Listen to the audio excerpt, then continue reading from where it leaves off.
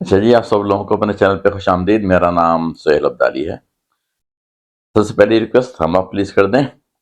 اور اگر تھوڑی سی اور ہمت پائیں اور آپ نے ابھی تک سبسکرائب نہیں کیا ہے تو سبسکرائب کر ڈالیں، اور میری باتیں اگر پسند نہ آئیں تو اپنی سبسکرپشن اور اپنا تھم واپس لے سکتے ہیں، کوئی مسئلہ نہیں ہے، ٹھیک ہے۔ آج میں ایسی بات کرنے جا رہا ہوں جو کہ سچ بھی ہے، اور کچھ کرتے ہوئے عجیب سا لگ بھی رہا ہے یہ بات۔ وجہ یہ ہے کہ میں ظاہر ہے میرے خاندان میں ڈاکٹر حضرات موجود ہیں، ٹھیک ہے، لیکن میں ایک ایسا کلیم کرنے جا رہا ہوں جو کہ شاید ان سے ویریفائی کروں گا تو وہی شاید میرا کلیم ویریفائی بھی ہو جائے، کہ ڈاکٹر حضرات جو ہیں یہاں کے نہیں، صرف پاکستان کے بلکہ پوری دنیا کے زیادہ تر جگہوں پہ ڈاکٹروں کی تعلیمات جو ایجوکیشن سسٹم میں ان کو چیزیں پڑھائی جاتی ہیں، وہ سکنس کو ڈیل کرنے والی چیزیں پڑھائی جاتی ہیں۔ اور میں کہوں گا کہ لوگ کہیں گے پھر یہی تو ہوتا ہے مسئلہ، ہم تو ڈاکٹر کے پاس جب ہی جاتے ہیں جب بیمار ہوتے ہیں۔ تو بات آپ کی صحیح ہے، لیکن ہیلتھ اور ہیلدی رہنے کے لیے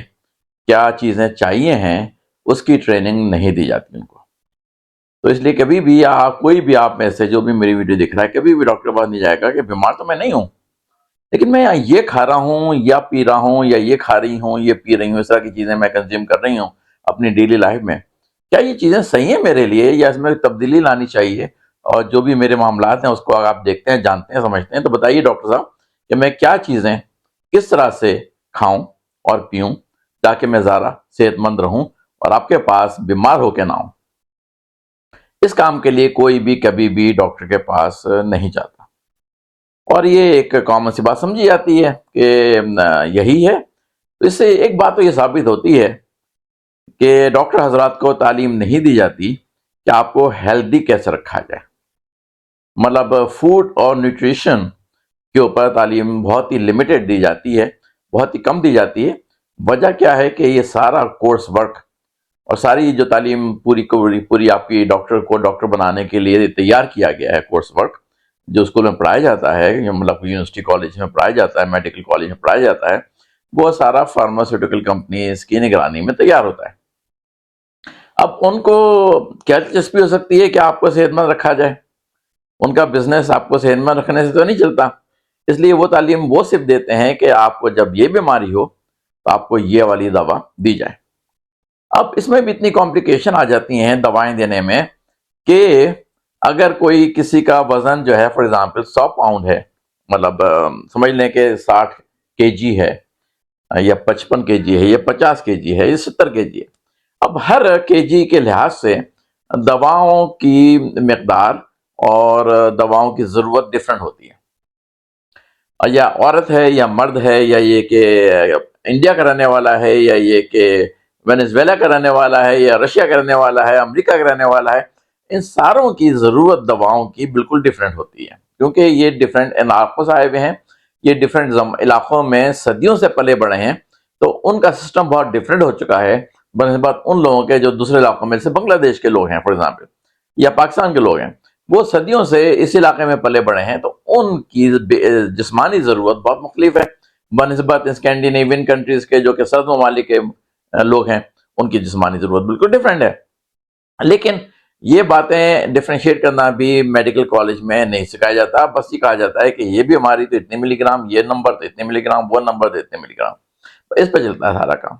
میں اصل میں یہ میرا ویڈیو بنانے کا مقصد یہ نہیں ہے کہ میں ڈاکٹروں کو مطلب ان کو خراب برا بلا کہوں، یہ ان کا قصور نہیں، ظاہر ہے جو ان کو پڑھایا گیا ہے ان کے میڈیکل کالج میں، وہ اسی طرح سے اس پہ ریئیکٹ کرتے ہیں، اسی طرح سے عمل کرتے ہیں۔ میں نے کچھ ڈاکٹر حضرات کو دیکھا، ان کا انٹرویو لینے کی کوشش کروں گا جنہوں نے ریسنٹلی اپنی کوشش کر کے، اپنی محنت کر کے نیوٹریشن کے اوپر کافی اچھی معلومات جمع کی ہے۔ اس کو پڑھایا نہیں گیا، لیکن انہوں نے خود اپنی محنت کی، ریسرچ کی ہے، جانا ہے، سمجھا ہے، اور نیوٹریشن کے اوپر کافی اچھی معلومات کی ہے، تو وہ اب اپنے پیشنٹس کو ٹریٹمنٹ کے ساتھ ساتھ یہ بھی بتاتے ہیں، ساتھ ساتھ ملا کے، کہ آپ کو کیا چیزیں کھانی چاہیے، کیا چیزیں نہیں کھانی چاہیے۔ اب کیونکہ مریض نہیں آتا ہے ان کے پاس یہ باتیں سننے کے لیے کہ جی مجھے کیا چیزیں کھانی چاہیے، کیا چیزیں نہیں کھانی چاہیے، مریض آتا ہے پل لینے کے لیے، سیرپ لینے کے لیے، دواؤں کا مکسچر لینے کے لیے، ٹھیک ہے۔ تو زیادہ تر میں کلینک میں ان کے بیٹھا بھی ہوں، ایک صاحب کے ڈاکٹر ہیں، ان کی کلینک میں بیٹھ کے میں نے آبزرو بھی کیا ہے، پیشنٹ کو بتاتے ہیں کہ بھئی آپ کو یہ چیزیں اس طرح سے نہیں کھانی چاہیے، نہ کھلانی چاہیے، بچوں کو کیا چیزیں کھلانی چاہیے، کیا چیزیں نہیں کھلانی چاہیے۔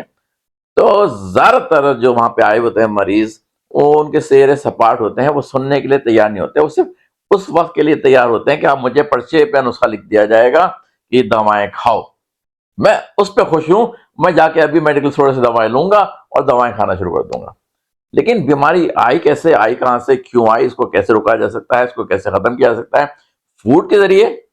یہ جاننے کے لیے کوئی تیار ہی نہیں ہے۔ اس لیے میں پھر ڈاکٹر حضرات کو بلیم کیا کروں کہ بھئی آپ لوگ جو میری ویڈیو دیکھ رہے ہیں جو کہ ڈاکٹر حضرات نہیں ہیں، آپ خود ہی تیار نہیں ہیں وہ باتیں جاننے کے لیے کہ بھئی فوڈ کے ذریعے بیماری بھی فوڈ سے آتی ہے اور بیماری کا جانا بھی فوڈ سے ہوتا ہے۔ اور بھی چیزیں ہیں زندگی کے، بہت ساری چیزیں ہیں ملا جلا کے، جو میں نے پچھلی ویڈیو میں کہیں ذکر کیا تھا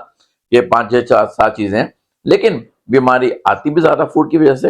اور اس کو بھگانا بھی آسانی سے ہو سکتا ہے اور ٹائم لگتا ہے فوڈ کے ساتھ ہی۔ لیکن ڈاکٹر حضرات بھی زیادہ تر جانتے ہی نہیں ہیں کہ فوڈ کے ذریعے کیسے بیماری کو روکا جا سکتا ہے، اور جو جانتے بھی ہیں ان کے جو پیشنٹس ہیں، ان کے جو مریض ان کے پاس آتے ہیں، وہ سننے کے لیے تیار نہیں ہوتے۔ تو یہ تبدیلی دونوں جگہ سے آنی ہے، ڈاکٹر حضرات کی طرف سے بھی آنی ہے، اور آپ جو پیشنٹ ہیں جو میری باتیں سن رہے ہیں، جو عام مریض ہیں وہ میری باتیں سن رہے ہیں، آپ کی طرف سے بھی آنی ہے۔ آپ کو بھی توجہ دینی ہے، اگر ڈاکٹر حضرات نہیں بتا رہے آپ کو کہ یہ بیماری جو ہے غذا کے ذریعے کیسے صحیح ہو سکتی ہے، آپ خود ریسرچ کریں۔ میں نے آپ کو کئی دفعہ کہا ہے کہ آپ اپنی باڈی، اپنی صحت کے خود مالک بنیں، خود پریزیڈنٹ بنے، خود اونرشپ لیں اس کی، یہ ڈاکٹر حضرات پہ نہ چھوڑیں، دوسرے لوگوں پہ نہ چھوڑیں۔ آج کل معلومات اویلیبل ہے بہت آسانی کے ساتھ، یہ سوشل میڈیا کا زمانہ ہے، یہاں پہ ٹک ٹاک کی بات نہیں کر رہا، یہاں انسٹاگرام کی بات نہیں کر رہا، حالانکہ انسٹاگرام پہ بھی ایسے کچھ چینلز ہیں میں نے لوگوں کے دیکھے ہیں جو کہ بڑی شارٹ ٹرم میں بہت اچھی معلومات پہنچا دیتے ہیں آپ کو۔ ابھی آپ کے اوپر ہے کہ آپ کیسے معلومات کریں، کیسے جانیں۔ اگر ڈاکٹر صاحب کبھی آپ خوش نصیبی آپ کی، اگر ڈاکٹر صاحب آپ کو کچھ بتا رہے ہیں کہ یہ کھانا آپ کو چاہیے، یہ کھانا نہیں چاہیے، تو آپ ان کی بات سنیں، کچھ اس پہ عمل کریں، ورنہ اپنے طور پہ معلومات کریں۔ سب سے امپورٹنٹ میسج کیا کہ آپ اپنی صحت کے خود مالک بنیں۔ یہ نہیں کہہ رہا کہ آپ انٹرنیٹ پہ جا کے گوگل میں ڈال کے اپنی بیماریوں کی دوائیں خود تلاش کرنا شروع کر دیں، خود علاج کرنا شروع کر دیں۔ بہت سے لوگ جو یہ کرتے ہیں کہ جا کے فارماسیوٹیکل اسٹور پہ کھڑے ہو جاتے ہیں، یہ ہو گیا اس کی دوا دے دو، وہ ہو گیا اس کی دوا دے دو۔ اچھا نہیں کرتے، کیونکہ بہت ساری چیزیں آپس میں انٹر کنیکٹڈ ہیں۔ جو فارماسیوٹیکل اسٹور کے جو بھی لوگ آپ کو کاؤنٹر کے پیچھے کھڑے ہوئے دوائیں دے رہے ہیں، وہ بہت ساری چیزوں کو انٹر کنیکٹڈ ہونے کو سمجھ نہیں پاتے۔ آپ جس ڈاکٹر کے پاس جاتے ہیں مسلسل، وہ آپ کی پوری ہسٹری جانتا ہے، یہ لوگ ہسٹری نہیں جانتے۔ آپ کو ہو سکتا ہے ایسے غلط دوا دے رہے ہیں جو کہ آپ کے لیے صحیح نہ ہو۔